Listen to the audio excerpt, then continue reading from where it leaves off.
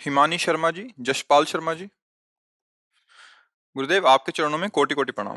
गुरुदेव, हम सीधा ऑस्ट्रेलिया से आए हैं। गुरुदेव, मेरे पति देव कुछ समय से आपका सत्संग सुन रहे हैं। जब से आपके दर्शन किए हैं, इनको ऐसा लग रहा है कि इनके सारे विकार बाहर आ गए हैं। ये अपने परिवार में और अध्यात्म में बैलेंस नहीं बना पा रहे हैं। इनका ऐसा कहना है कि आध्यात्मिक साथ परिवार का भी पोषण कर रहे हैं, ऐसा।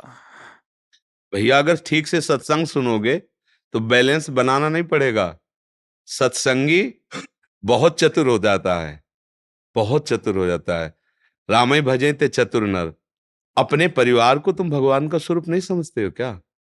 पत्नी के साथ पत्नी जैसा व्यवहार करना क्या भगवान की पूजा नहीं है क्या?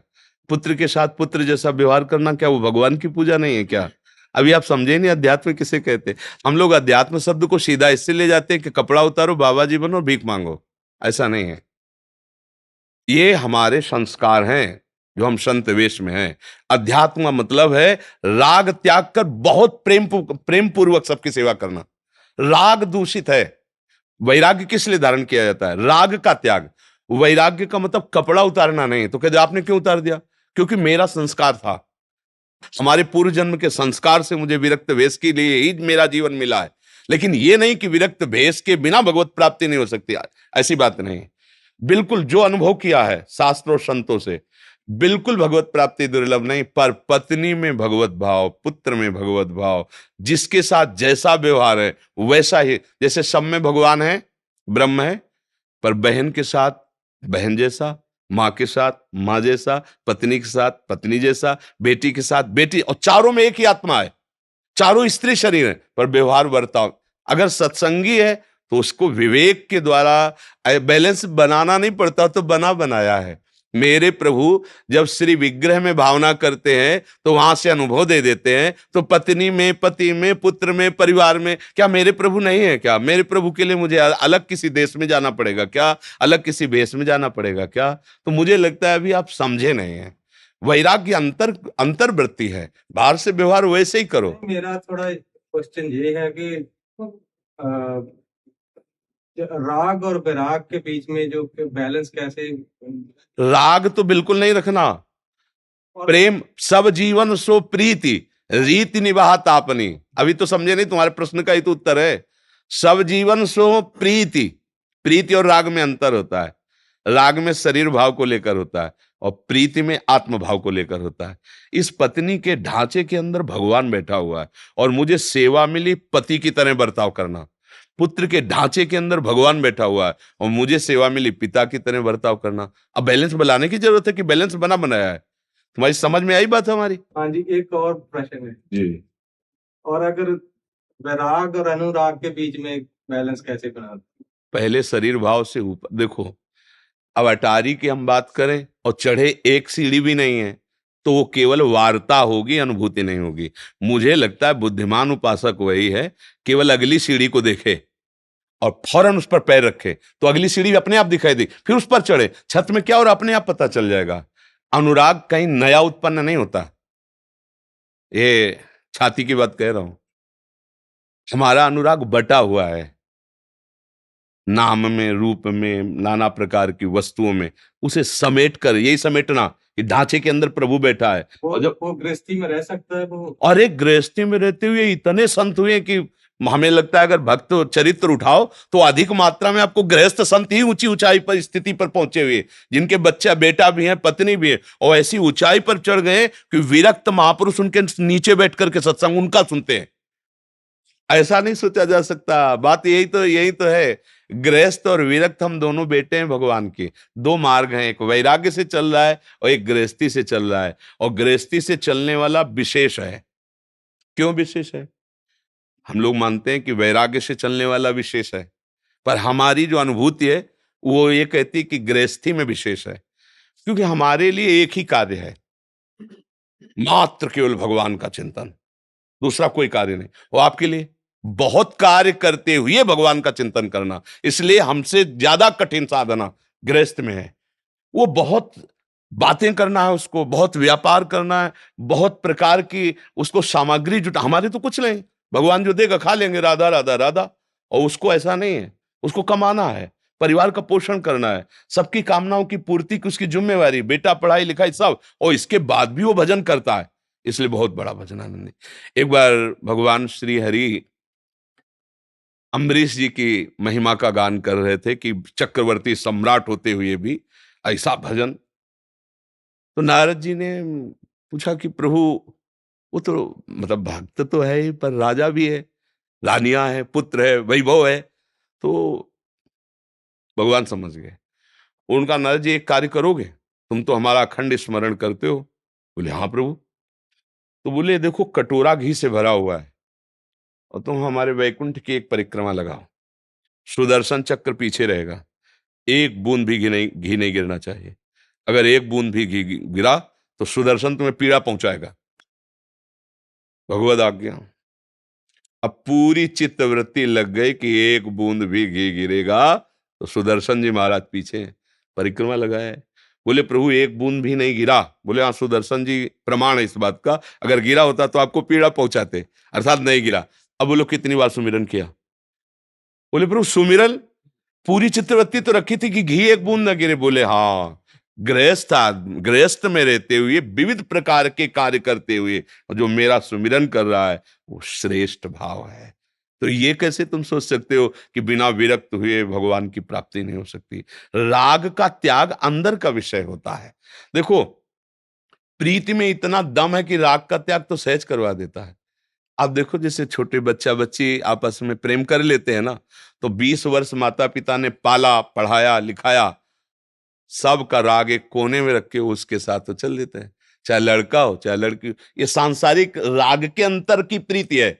और हम प्रिया प्रीतम भगवान से प्यार करने के लिए चले, और हमारे अंदर इतनी दम नहीं है कि हम इनके बीच में रहते हुए इनका राग त्याग सके। इसका मतलब अभी समझे नहीं, अभी भजन हुआ नहीं, इसलिए है। अगर भजन करोगे तो सही माने में सच्चा वैराग्य हृदय का होता है, बाहरी का नहीं होता। अगर हमें अपने शरीर में प्यार है, भोगों में प्यार है, व्यवस्था में प्यार है, तो कपड़ा केवल वैराग्य अंदर से वैराग्य की कोई बात नहीं है। तो आप पैंट शर्ट में हो, आप अधिकार में हो और ठीक भजन कर रहे हो, तो आप सच्चे वैरागी हो। वैरागी का मतलब सीधा हम लोग ले जाते हैं कपड़ा से। अरे देह का राग ही सबसे बड़ा राग है। इन अंतःकरण में इंद्रिय और मन का भोगों में राग ही सबसे बड़ा राग है। इसका त्याग कर दे तो चाहे पैंट शर्ट में हो, चाहे पैजामा कुर्ता में, चाहे जिस वेश में हो, महात्मा ही है। महात्मा एक स्थिति का नाम है। अगर वेश है और स्थिति तब तो जगत पूज्य है ही, लेकिन वेश और स्थिति नहीं तो कोई काम का नहीं, और वेश नहीं हो स्थिति है तो जगत पूज्य है। समझ पा रहे हैं आप? कोई समस्या? हाँ, अंदर से साधक का मतलब तो सुलझा हुआ व्यक्तित्व, ऐसे फंसा वाला नहीं कि हमने सत्संग सुना, हमें परिवार से वैराग्य हो रहा है, हम छोड़ करके कहाँ छोड़ के जाओगे? खान पान शरीर राग तो साथ ही लेके जा रहे हो। गुफा में जितना एक कमंडल एक लंगोटी में आसक्ति दुर्गति कर सकती है, उतना ही सारी आसक्तियां हैं। तो हमें लगता है गृहस्थी में बहुत सुंदर बातें रहती कि संतों के प्रति आदर भाव रहता है, और चाहे जितना भजन करे अपने में रहता है, हम तो गृहस्थ है। तो देखो, बहुत बड़े अहंकार से बच गया हो। बहुत से बचाव पक्ष गृहस्थी में है। तो मुझे तो लगता है कि अगर गृहस्थी में सही ढंग से भजन किया जाए तो बहुत जल्दी उन्नति हो सकती है। पर वो क्या है, मान्यता बैठ गई कि हम तो गृहस्थ हैं, माने हमें तो सब भोगों का लाइसेंस मिल गया, हम जो चाहे वो भोगें जैसे, बस इसी से पतन हो जाता है। अगर वो संयम से चले और भजन करे तो गृहस्थ में रहते हुए महात्मा पक्का महात्मा है, भेष जरूर महात्मा का नहीं। विभीषण जी भगवान श्री राम के सामने आए तो कोई भेष था क्या? और भगवान क्या कह रहे, तुम सरीखे संत प्रिय मोरे, धरो देह नहीं आन निहोरे। हे विभीषण, तुम्हारे जैसे संतों के लिए ही ये मैं मानव अवतार धारण करता हूं, दूसरी कोई बात नहीं। तो विभीषण जी संत किस बात के लिए? हृदय में निरंतर भगवान का स्मरण करते रहते। कहाँ है? लंकापुरी में। परिवार कौन है? रावण, दैत्यासुरी भाव वाले परिवार के जन है। कैसी उत्तम भक्ति! जिम दशननमो जीव विचारी, जैसे 32 दांत के बीच में जिभ्या, ऐसे विभीषण जी आसुरी संपदा वाले लोगों के बीच में रह के राम राम कह के भगवान को रिझा लिया। तो भैया, भजन करना कोई कठिन कार्य नहीं है, कठिन कार्य केवल भजन को समझ लेना। समझ लेना। इंद्रजीत जी पंजाब से। गुरुदेव आपके चरणों में कोटि कोटि दंडवत प्रणाम। गुरुदेव, त्रिगुणात्मक वृत्तियां शरीर में आती हैं और आगमा पायनों आने जाने वाली हैं। मैं इनका केवल दृष्टा हूं, तो भी गुरुदेव इन वृत्तियों में सम नहीं रह पाता और ऐसा लगता है कि ये वृत्तियां व्यवहार को प्रभावित कर रही हैं। क्योंकि ये बात सुन के आपने जान ली, अभी अनुभव तो हुआ नहीं ना। बिना अनुभव के सुन के बातों से थोड़ी समझ में आने वाली है। जब तक अनुभव नहीं होगा तब तक बात नहीं आती। जैसे जानने को तो ब्रह्म ज्ञान की चर्चा सब कोई करता है, भगवत चर्चा सब कोई करता है, लेकिन अनुभूति करने के लिए महात्माओं ने पूरा जीवन उसमें लगा दिया, तब उसका अनुभव। तो ऐसा नहीं कि आपको अनुभव नहीं हो सकता, पर उसके लिए आज का सत्संग सुना है आपने प्रारंभ में, जब तक हमारा विषय चिंतन, देह चिंतन, नाना प्रकार के राग द्वेष का चिंतन व्यक्ति वस्तु स्थान में, तब तक ये सब बातें ही बातें रहेंगी, अनुभूति नहीं होगी। भगवत अनुभूति तभी होगी जब आपका अनन्य चिंतन प्रभु का हो। जिस वस्तु व्यक्ति स्थान को आप देख रहे हो, जो क्रिया रूप में दिखाई दे रहा है, उसका सबका कारण एकमात्र भगवान है। सब में एकमात्र भगवान विराजमान है। पहले ये भावना सिद्ध करो, पहले इस भावना में आओ। जो भी क्रिया, जो भी रूप, जो भी वस्तु व्यक्ति स्थान है, मेरा भगवान ही सब रूपों में बना हुआ है। पर अब व्यवहार जैसा, यही चतुर का, बुद्धिमान का स्वरूप होता है। सब में भगवान है, पर व्यवहार में यदि वो असत चेष्टा करके हमारे सामने आता है और हमको यह अधिकार दिया गया है कि उसकी असत चेष्टा का निवारण करके उसको दंड दे, तो हम दंड देंगे, ये उसकी पूजा होगी। उसमें नहीं होगा कि मेरा भगवान इस रूप में है तो हम अगरबत्ती करें। नहीं, आप असत लीला कर रहे हो और मुझे अधिकार दिया है दंड देने का, तो मैं दंड रूपी पूजा से आपकी उपासना करूंगा। आप पुत्र रूप से आए हो, आपको उस रूप से पालन करेंगे। आप मित्र रूप से आए हो, उस रूप। आप शत्रु रूप से आए हो, तो उस रूप से पालन। अगर विवेक ठीक नहीं है ना, तो जैसे बात सुन ली सब में भगवान है, फिर वो समझ नहीं पाता, फिर बाद में रोता है कि सब में भगवान है तो क्या, ऐसा होना चाहिए, ऐसा होना चाहिए। बहुत विवेक की सुंदर आवश्यकता है।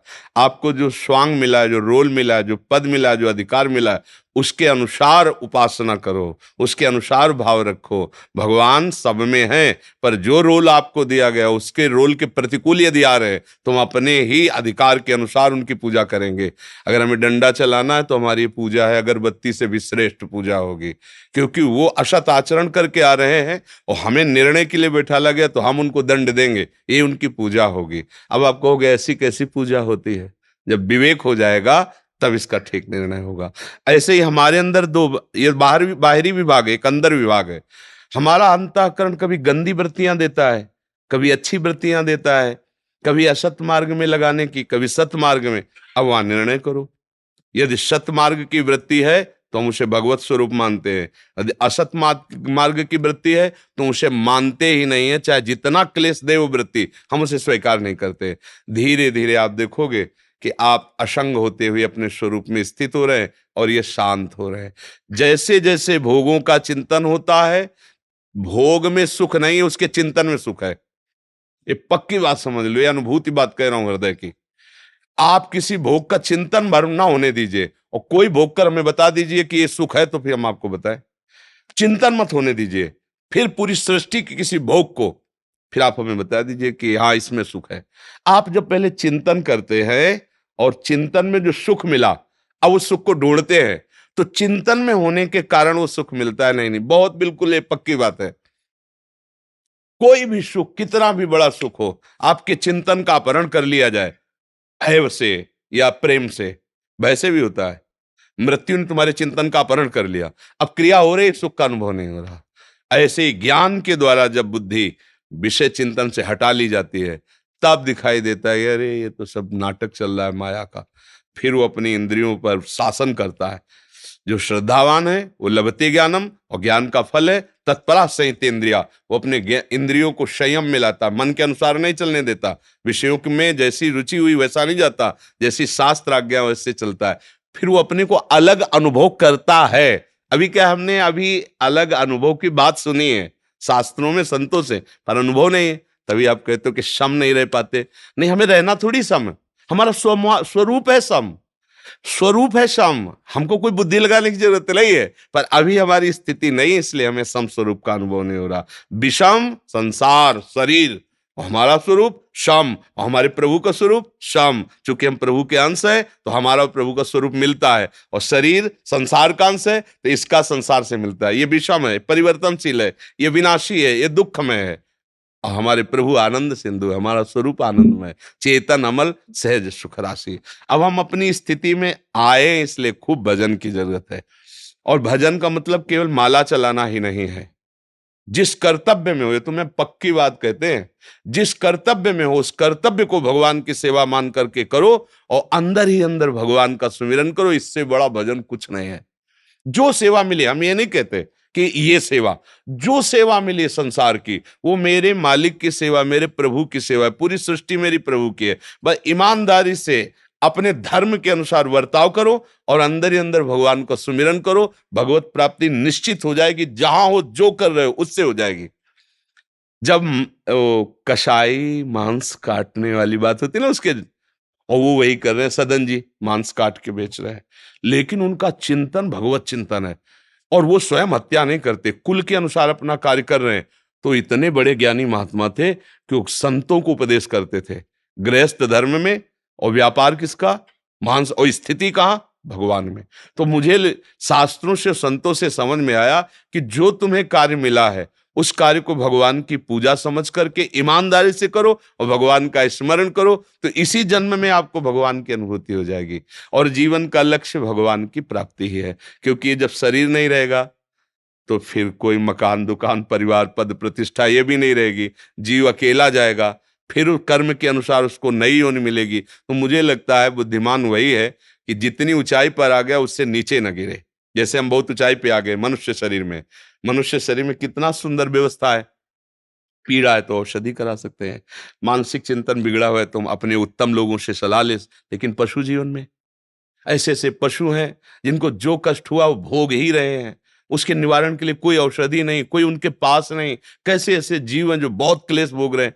तो मुझे लगता है कि अपने लोगों को इतना सावधान हो जाना चाहिए कि भगवान ने मनुष्य योनि तक पहुंचा दिया, अब इससे नीचे न गिरे। अगर जन्म भी हो तो मनुष्य की योनि में हो और उत्तम ज्ञान के द्वारा संपन्न हो, जिससे मैं संसार में दूसरों को सुख पहुंचाकर, धर्म से चलकर भगवान को प्राप्त कर ले। कोशिश तो करे इसी जन्म में, अगर ना हो पावे तो अगला जन्म हमारा सुअर कुत्ता का तो ना होना चाहिए, हमारा जन्म नीचे योनियों में ना जाना चाहिए। मनुष्य योनि से फिर हम भगवान को भजे, एक जन्म में नहीं कई जन्म में भी, तो हम कमर कसे रहेंगे कि हम भगवान के, हमें भगवान को प्राप्त करना है। वस्तुतः भगवत प्राप्ति में कोई श्रम नहीं है, ये हम चल करके बता रहे हैं। हमें श्रम पड़ता है संसार से हटने में, भगवान से मिलने में कोई श्रम नहीं है। ये जो भ्रम बैठा हुआ है ना, भगवान का मिलना बड़ा कठिन, हम आपसे कहते हैं भगवान का मिलना कठिन नहीं है, संसार की आसक्ति का त्यागना कठिन, बस इतनी बड़ी समस्या है। मानी हुई आसक्ति को छोड़ दो, भगवान तो हृदय में बैठे हुए अनुभव हो जाएगा, भगवान तो कण कण में बैठे हुए अनुभव हो जाएगा। पर जो जननी जनक बंद सुत दारा तन धन धाम सुहृद परिवारा, इनमें जो हमारी आसक्ति है, शरीर में जो आसक्ति है, भोगों में जो आसक्ति है, हम ये नहीं त्याग पा रहे, यही कठिनता है भगवत प्राप्ति की। अगर ये त्याग दे तो भगवान का मिलना दुर्लभ नहीं, क्योंकि वो है कण कण में, सब में, आप में, हम में, सब समय में, इस समय में भी, सब जगह में, तो इस जगह में भी है, सबके हैं तो मेरे भी हैं। तो बस हमारी पूरा प्रयास वृत्ति रहे असत वृत्तियों का, संसार के चिंतन का त्याग करके अंदर ही अंदर खूब नाम का चिंतन, गुरुदेव के द्वारा दिए हुए उपदेश के अनुसार चलना, निश्चित भगवत आनंद की अनुभूति हो जाती है। पलक जी दिल्ली से। गुरुदेव आपके चरणों में कोटि कोटि प्रणाम।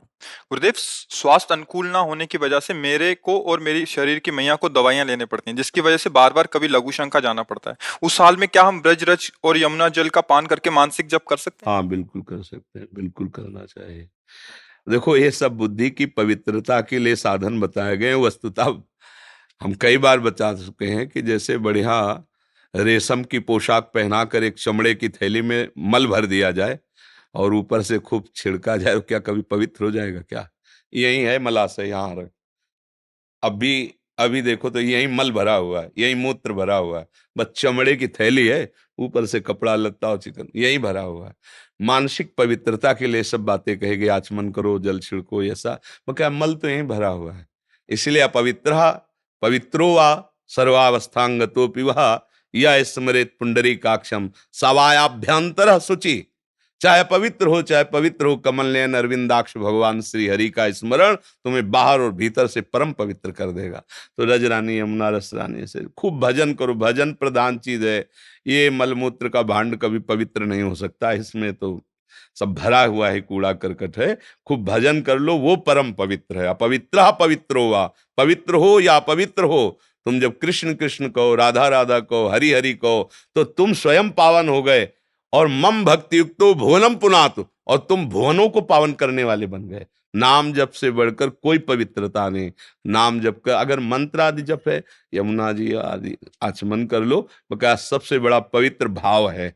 अगर हम भाव से प्रभु को भज रहे तो कैसी भी स्थिति हो परम पवित्र ही है। थोड़ा मंत्रों के लिए विधान बनाया गया है, उसके अधिकार के लिए रज ले ले, राधा कुंड का जल है, मानसी गंगा का है, मानस सरोवर का, अपने तो ब्रजमंडल में परम पावन तीर्थों के भी तीर्थ है, सीसी में जल ले लिया, ऐसे किया, पवित्र हो गए, आचमन किया, मंत्र जप रहे हैं।